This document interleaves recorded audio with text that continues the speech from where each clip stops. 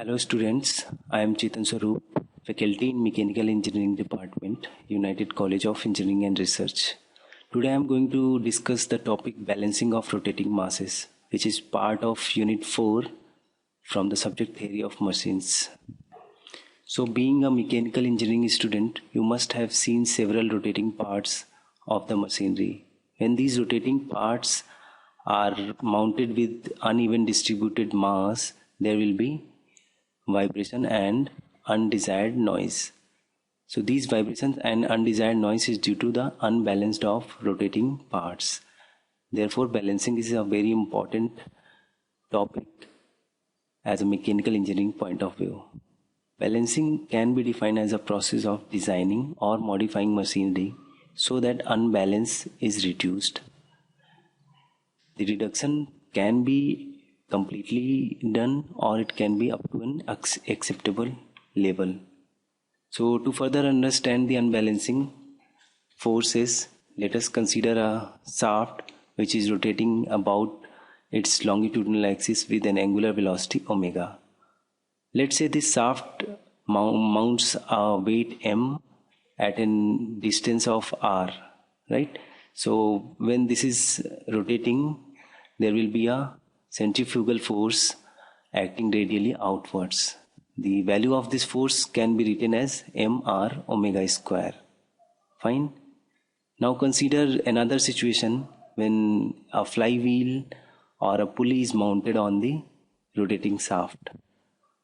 Ideally, this pulley or flywheel will have its center of mass at the axis of rotation, but practically this is not possible because of various constraints, like you need to mount several parts on the flywheel, there are holes for the keyways, etc. So in that case there will be some offset of the center of mass. This offset center of mass will cause the uneven distribution of entire mass, and at the center of mass, which is at some offset distance from axis of rotation, there will be a centrifugal force, and this centrifugal force will have a value me omega square, where e is the offset distance from the center of rotation. Fine. So these unbalanced centrifugal forces cause vibratory motion in the frame and produce noise. Mainly balancing is done by redistribution of masses, which is accomplished by removal of mass or addition of mass from the members. So the balancing can be categorized in two parts. One is unbalanced due to the rotating part or rotating elements, and unbalanced due to the reciprocating elements. You can understand that the inertia force which is caused in the machinery, that is the main reason behind this unbalancing, right? In rotating unbalance, there are two types. One is static unbalance and other is dynamic unbalance. We will see both these cases one by one. Let's discuss the static unbalance. So a system can be set under static balance when the combined center of mass of all the bodies mounted on the shaft lies on the axis of rotation. Means if there are n number of mountings on the shaft, then their combined center of mass must lie on the axis of rotation. And when this is the situation, there will be no offset of the mass and there will be no unbalanced force. Broadly, a static balancing problem can be categorized in following cases. Case 1, when balancing of a single rotating mass is done by a single mass rotating in same plane. Here we mount one counter mass to balance the unbalanced forces, and that counter mass is also mounted in the same plane of rotation. Second case is when balancing of different masses rotating in same plane. So let's say there are different number of masses which are rotating in one single plane of rotation, and we need to balance them. Third case can be balancing of different masses rotating in different planes. When different masses are rotating in different planes, there will be a couple formation due to the distance between the different masses, right? We will see this case in dynamic balancing problems. So let's discuss the first case where balancing of several masses rotating in same plane is discussed. For that, we will consider a rotor which is shown as gray color dot here. Okay, let's say there is a mass m1 mounted on this rotor which makes an angle theta 1 from horizontal. Let's say there is another mass m2 at a distance r2, and this makes an angle theta 2 from the horizontal. Another third mass which is at a distance r3 and makes an angle theta 3 from the horizontal. So these three masses will have their centrifugal forces. So let's say the first mass produces a centrifugal force Fc1 which have a value m1, r1 and omega square, right? Where r1 is the radial distance of this mass from axis of rotation. Similarly, for other masses, Fc2 will have value m2, r2, omega square, and mass 3 m3 will have a value m3, r3, omega 3 square. When these three centrifugal forces are acting there, we can combine them and find the resultant of these forces. So let's say the resultant of these forces is denoted by F, which is collective effect of all these three forces. So I can say that this resultant, if we are going to balance this resultant force, then the job will be done. So what we will do, we will mount a counterbalance mass just opposite to this direction of resultant, right? And this mass will be placed at such a location, and the value of mass will be such that it produces a centrifugal force which have a value right equal to the resultant force, right? So here the value of centrifugal force developed due to the counter mass is mc, rc and omega square. This mc, rc, omega square must be equal to the resultant force F. So the mc, rc, the product of mc and rc, we can fix any value. Let's say we want to fix the value of mc, then I can change the value of rc, or if I want to fix the value of rc, I can change the value of mc accordingly, right? To solve the unbalancing problem, there are two approaches. One is analytical method, another is graphical method. Let's discuss the analytical method first. Let's say the resultant force, centrifugal force, is denoted by F, then it will be summation of all the individual centrifugal forces. Let's say in this case, this is m1 plus r1 omega square. Similarly, m2 plus r2 omega square plus m3 plus m3 r3 omega square, right? So if this resultant force is equal to 0, then we can say this system will be under static balance. Otherwise, we have to employ a counter mass to balance this to make this centrifugal force 0, right? The counter mass is placed such that it produces a centrifugal force equal to the magnitude but opposite in the direction of the resultant centrifugal force that I have already explained you. Okay. Now let's further go into the discussion and assume that mc is the counter mass which is placed at a distance rc and at an angle theta c. Then we can write that the resultant centrifugal force is given by m1 r1 omega square plus m2 r2 omega square plus m3 r3 omega square plus the counter mass mc rc omega square. and that must be 0 in order to have a static balance condition. We can also write this equation like this, okay, where omega is taken common and divided with 0.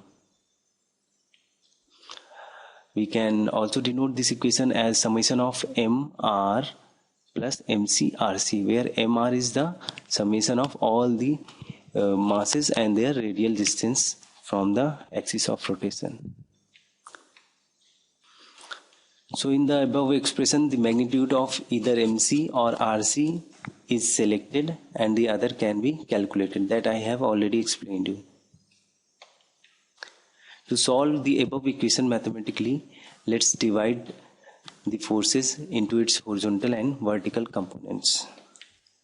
So we can write this equation, above equation, as summation of mr cos theta plus mcrc cos theta c is equal to 0, which is the horizontal components, and summation of mr sin theta plus mcrc sin theta c is equal to 0, which is the vertical component. So this part is showing the summation of all the vertical forces which are acting in vertical direction, and this part is showing the horizontal component which are acting in horizontal direction. So after rearranging the equation, we can write that in this form: mc rc cos theta c is equal to minus of summation of mr cos theta. Similarly, I can write mc rc sin theta c is equal to minus of summation of mr sin theta. This equation is for vertical component and equation number 1 is for horizontal components. Now let's square both these equations and add them. What we will get? We will get the mc rc is equal to square root of summation of mr cos theta square plus summation of mr sin theta whole square. In order to get the direction, we can find theta c, and theta c is found by dividing equation number 2 with equation number 1, which produces tan theta c is equal to minus of mr sin theta divided by minus of mr cos theta, right? So from this expression I will get value of m or r of the counter mass, and from this, okay, now let's see the graphical method to solve this type of problem. So let's consider these three masses from the previous figure and we will solve this by graphical method.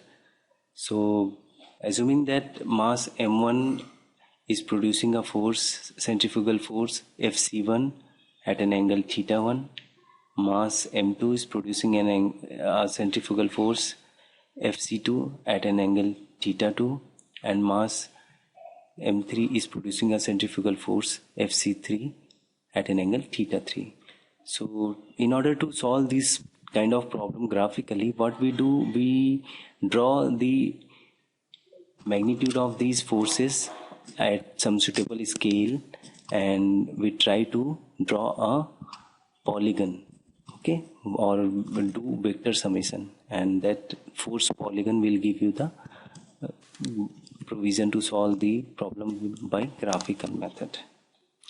So here let's say for the magnitude of Fc1 is 100 unit, right? So we will represent this 100 unit at some suitable scale on our drawing sheet or drawing paper. So let's say I am denoting this 100 mm with a distance 5 centimeter, right? Accordingly the other magnitude, and like Fc2 has say other 75 unit, then we will accordingly select the length of this force. Okay, let's see how this is done. First we will draw the force Fc1, which is drawn at same angle as shown in the figure. So this will be drawn at an angle theta 1 from horizontal, and this length will be as per the suitable scale, as per the space available in your copy, right? let's draw at like the vector in vector addition. What we do, we draw the vector, and then the other vector or the next vector which we want to add, we have to draw from the arrowhead of this vector, right, at certain angle, right? So at arrowhead of this vector I will draw a horizontal line, and then at an angle theta2 I will draw the FC2 vector like this. First I will draw a horizontal line and then find the point where angle theta2 is there, and at this point from here I will draw the force FC2 like this. Okay, so the scale will be same for all these forces, right? Next we will do the horizontal draw a horizontal line here and find the angle theta3, and at this theta3 angle we will draw the other or next vector, right, FC3. Let's say this is the magnitude of the FC3. Okay, now if this polygon would have closed, then we can concluded that this system of forces is under static balancing, but this is not closed yet. So what we need to do, we need to close it. Okay, so we have to close it with a component. Let's say I am trying to close this with this vector. So this vector will give me the magnitude and direction of the counter mass. Okay, so let's find the direction. If this is the direction of the counter mass, which is measured from horizontal line, then we will put a counter mass at same angle, right, at theta c. Okay, now this MC and RC is found by measuring this length. Okay, let's say you have measured this length, and this length is 7.5 centimeter, and you have shown this 100 unit with 5 centimeter, right? So 7.5 will give you some value, and by equating that value with MC, RC, you can find the value of MC and RC, right? So this is how the graphical method works. Hope you have followed the lesson, and try to solve some problem from the book, solve example from the book, and that will clear your doubt. Otherwise we can discuss in the discussion classes.